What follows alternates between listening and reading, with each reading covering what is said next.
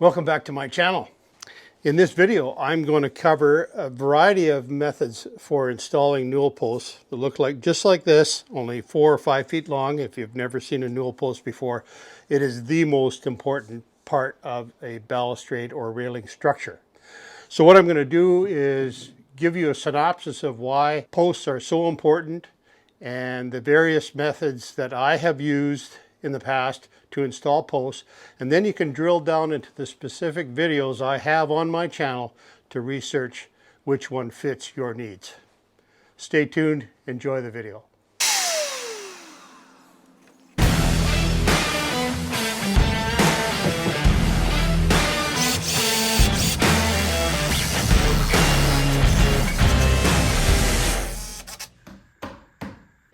Take two, as they say in the movies. All right, so as I've alluded to, solid newel posts are the backbone of balustrade building. If you're going to build a railing and the posts are not solid and they don't pass inspection, there's no point, no matter how pretty the stain is, and all your joints could be perfect. But if those posts aren't rigid and they're not going to last, there's no point in doing it. As a professional carpenter, I get very few jobs in brand new homes. Usually a contractor will have their own finishing carpenter on board, and often with a homeowner that is building their own place, maybe they have some skills and knowledge on construction. Generally their budget runs out before they're able to do the railing, so they seek out information by watching videos like this one on how to do their railing. So a lot of times I don't get those jobs. So I would say the majority of my work comes from homes that are anywhere from 20 to 100 years old, where the railing needs to be redone. Now, sometimes those railings simply are outdated and they don't like the look of them, but more often than not, they're just really deficient. And on more than one occasion, I've removed railings with my bare hands. And I'll show you a clip of my son pushing over a balcony rail in a home with toddlers, and literally didn't require any tools. He's a big, strong guy, and he just pushed that railing right over. A stair railing should not be this easy to remove. So that is not a good sign. And that is the reason that building codes have changed, because of this sort of common fault with railings, that they're kind of flimsy. As a word to anyone that is building a new home or renovating or anything else, make sure that you look into what the code in your area specifies for railings, all the specs, heights and all that sort of thing. But particularly when it comes to newel posts, what the inspector is going to want on inspection, especially in the case of a new home. And what I've found is really beneficial is to actually call that particular inspector and say, hey, I'm doing a railing here. What will you accept? What won't you accept? And usually I get an answer that is really helpful. And asking the building inspector what they're going to want does two things for you. First of all, it makes sure that you're complying with the code. And secondly, it shows the inspector that you have the intention to do it right. So there's nothing worse than a building inspector walking into a home and having a suspicion that somebody's trying to hide something.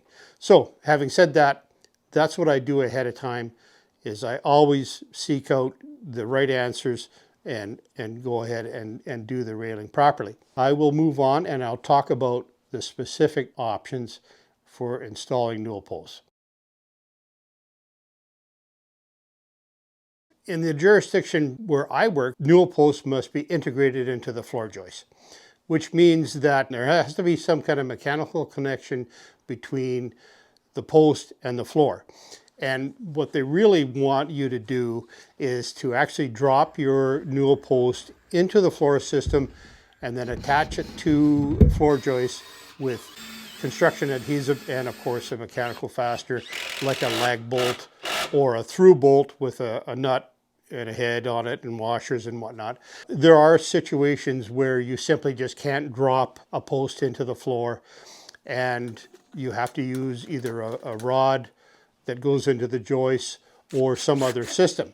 But by and large, your best post is always one that's dropped into the floor joist. Now, I've done that a number of times before I had a YouTube channel, where I've actually cut a hole in the plywood, usually right along the center of a floor joist and the rim joist, so that I'm able to drop the post in, either lap it onto a joist or sandwich it in between two pieces of blocking that are secured to the floor joist.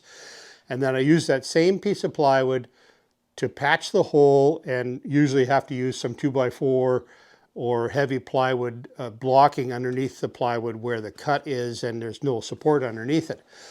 I don't have a video on that process yet, but I will at some point. But I have done it where I've done the same sort of technique at the bottom of a staircase, where I've been able to access the landing or the joist from underneath, and I've dropped the post through a hole in the floor and then attached it to the floor joist that way. So you'll get an idea of how I go about achieving that. I've found that majority of the time I'm able to get a rod right into the rim joist on a balcony at the top of a staircase, for example. And for that reason, I use the Zipbolt Super UT for balcony posts just about 80% of the time. Now, I started using Zipbolts in 2016. I was looking for a way to have more discreet fasteners in posts and railings, and discovered Zipbolt. You can see here that I'm drilling out this post. I've got an 1.5 inch hole in the side and a 5/8 hole in the bottom. 1.5 inch hole is about 4 3/4 inch up.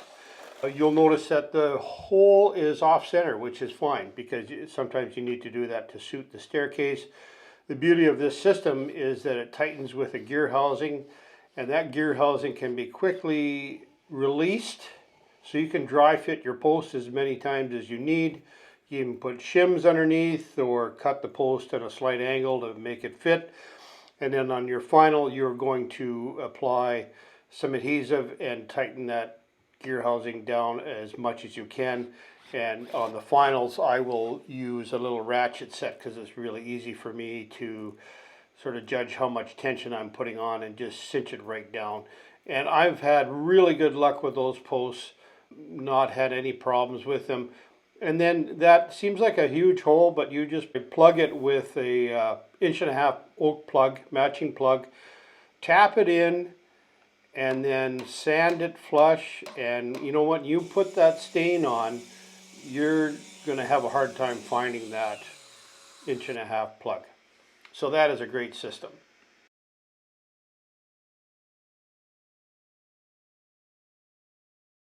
There are situations where you're going to have steel structure, like joist hangers, or sometimes there's some kind of a beam, steel plate or something like that, or there could even be pipes or wires in the floor system where you can't just blindly drive a rod into the floor, because it's not going to go. So in those rare cases, I'll use a fitting called a Fas-N-Fast or Newel Fast. Basically is a disc that goes onto the floor, and its counterpart, the same size of disc, goes inside the bottom of the post, and you use a 2-inch hole saw and then a router to recess that disc into the post. And you know, it takes a little bit of time to do, but it's not that technically difficult. I make a little plywood template so that the router can follow that guide. I've just used a template bit, and it works out really well. Just make sure you use a drill bit that is big enough so that your screws will go into the post without any trouble.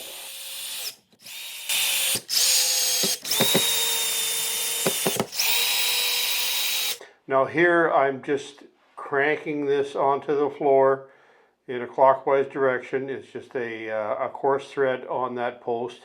That's the whole secret. And then I use this little homemade or shop-made wrench, torque wrench, I guess, and it's even got a little hole there to drill the 3/4 hole in the floor.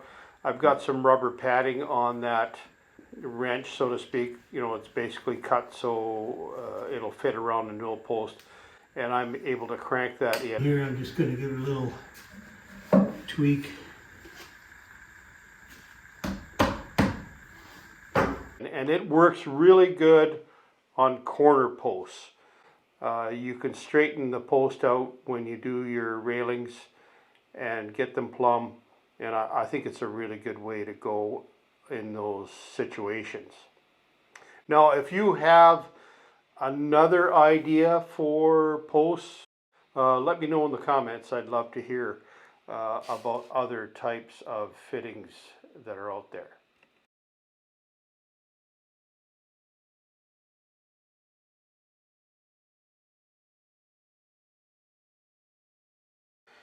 All right, newel post to the bottom of a stringer is one of the more complicated processes in newel post installation. You're going to start with a story pole. It's a must with this installation to determine the overall length of your post and going by the rake of the stairs, and I've got videos on that. Then you're going to cut the stringer off flush with the bottom riser. And if the bottom riser is out of plumb a wee bit, you can adjust that when you do your post installation. You cut it off flush and then sand it up nice so you get a nice smooth finish. Get it as plumb as you can, and then you're going to take about 1.5 inch notch, and that's an arbitrary number I use, so that the post will actually saddle right onto that bottom tread and riser. And really important to mark things out carefully. Make sure that you're marking the right side of the post or the proper side of the post, and then you're going to use a skill saw to cut that notch out. And I find you can do it on a table saw, but you're dealing with things that are upside down. You can't really see where the blade is. And then a multi-tool is going to be a really important tool in this whole process. You're going to clean out that little pocket and put that newel post on. And again, you're going to use construction adhesive and some appropriate lag screws that go into the bottom of the newel post. Once that thing sets, you're going to have a really beautiful, stylish looking professional newel post at the bottom of your staircase. And yeah, you'll be happy. Now the next type of post installation I'm going to talk about is the mortised post onto the bottom of a stringer, as if the other one wasn't complicated enough. And I really like this where you have a finished set of stairs. This is brand new rug in this case, and I really don't want to mess that up to put in its previous style of newel post. And what you're going to do is make a mortise that fits just snugly over the end of the stringer and a little notch at the top. And this is a case where I would most definitely use a practice of newel post to get your technique down where you want it and have an understanding of what you're doing. So what I'm doing here is I'm making a little mortise in the bottom of a practice newel post. I'm going to square off these corners with a chisel. I'm actually going to make it about another 1/4 inch deeper. I want it to recess about 3/4 of an inch. And what I did was I made this little jig in the shop. And basically all I did was I took a piece of melamine that is the width of the stringer, and with maybe 1/2 mil spare, so it's not super tight. And then I just glued up this jig like so, screw it into the bottom, hold it on with clamps. Then I ran with a shorter hinge bit, and then I followed up with a deeper bit in the Festool 1010. So now I'm going to make an adjustment and go another 1/4 inch deeper. on this mortise, square it off, and then try it on the stringer and see how it works. All right, so once you find that that test Newel post fits nicely on the stringer, I would advise doing it so that it's nice and tight, but you don't have to beat on it with a hammer. And then you're going to make that little notch at the top of the stringer because the two won't match because of the slope of the stringer. And simply use a multi-tool again, and I cleaned this one up with a chisel and a handsaw. And then you're going to cut the post off using the same principle of a story pole to figure out the length of your post. And then you are going to attach your jig onto your finished post, and you're going to make a number of passes with routers or a router, and just make sure that you take incremental cuts with the router, because you're not going to hog out 3/4 of an inch of material in one shot without really putting a lot of stress on your router and taking a chance on damaging something. Here I'm adjusting the depth of the router for the final, and you can see that this is going to turn out to be about a 3/4 inch deep notch, which I think is appropriate, and it makes a lot of sense to me. This is one of those joints that's going to set you apart as a carpenter. It's really highly technical, but a really beautiful finish. You just square off those rounded ends to fit over your stringer, and again you're going to drill out holes. I start with a 3/4 Forstner first, and then one bit to get through the Newel post, and then a slightly smaller one to drill into the stringer.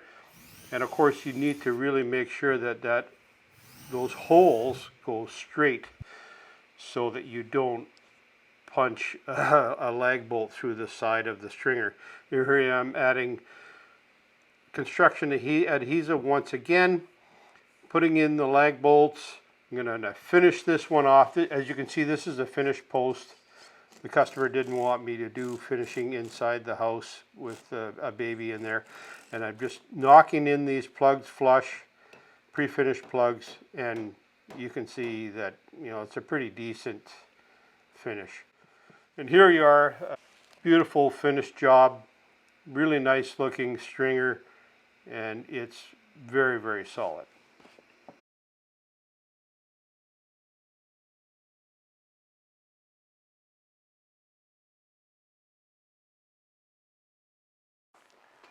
Well, next I'm going to talk about lapped Newel posts, and in comparison with the previous two installations, this one is really simple.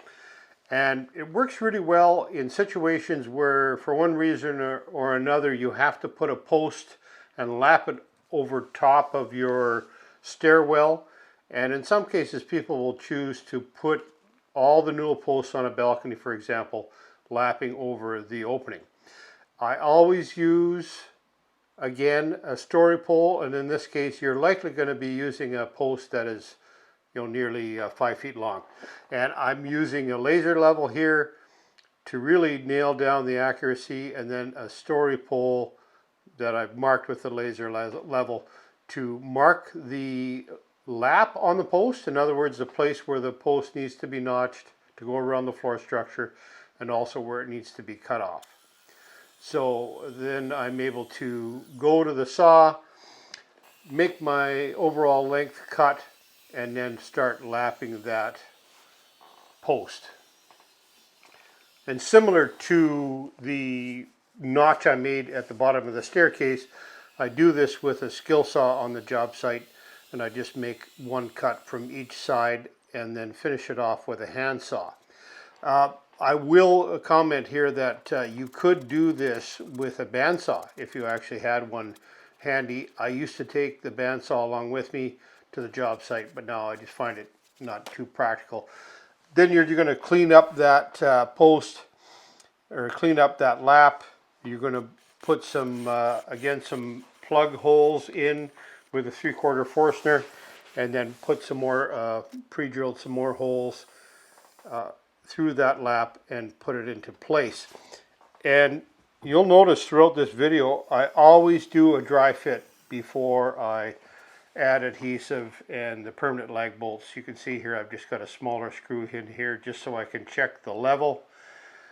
And now that I'm happy with the level, I can glue that up and attach it for permanent with the appropriate length of lag screws. A lot of people ask about the size of the lag screws. I use a product from U2 Fasteners.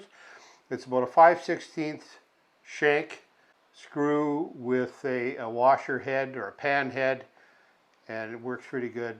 You can see that finished stair opening with that finished lapped post. It just looks beautiful. The other thing you can do, you can also use this lap technique in situations where you're going to put a railing on the outside of a stair stringer going down into a lower level. Again, you can do a simple lap, countersink your legs, and this is a situation that I talk about in my double staircase video, and I'll put a link here for that video where the railing actually goes into the bottom set of stairs, or a second flight of stairs. And that is a real good way to simplify putting a post in, and you have a straight shot of the railing, and again it looks really good.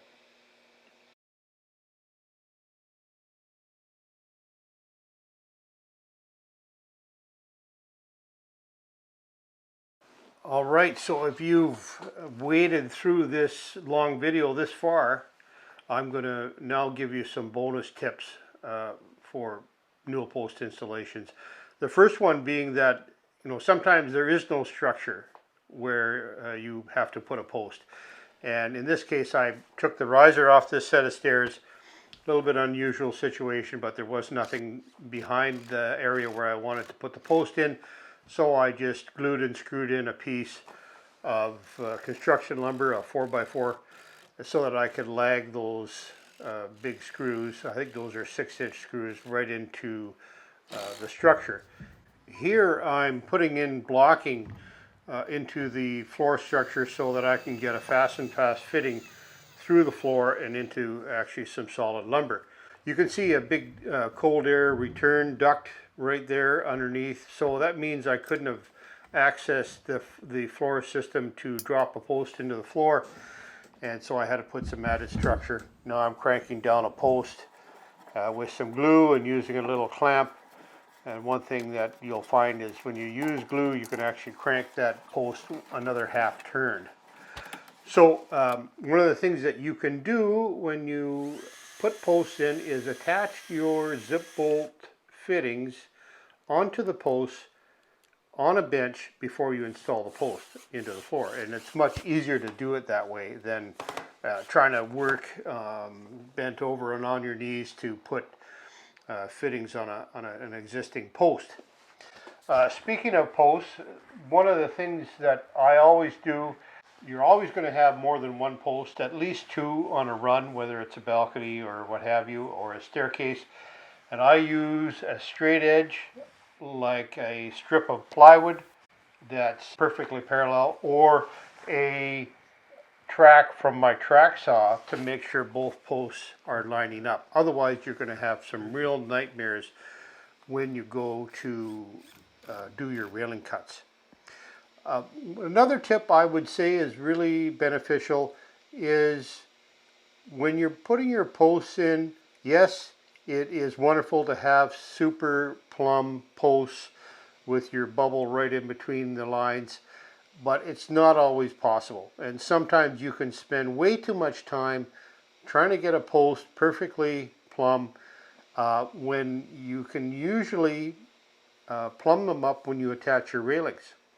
Aside from that, even if a post is out of plumb by a 1/4 inch, no one's going to notice it. And if you look at any existing railing, it'll look good even if it's a 1/4 inch off. Yes, it's not perfect, but sometimes in the interest of getting things done, you have to let go of that little obsessive compulsive component of your personality. So anyway, as you have seen in this video, you can be inventive when you're getting a post plumbed. You can use strips of cardboard. You can use even a dime I've used in the past and driven it under the post. You can also use the tip of a utility knife that you could break off. Those offal blades work really well for that purpose. You can also rebate your posts if you're working with a laminate floor. So a laminate floor can be installed so that it can float in between the posts and not cause any binding. Or you can actually do that on a floor that's already been installed.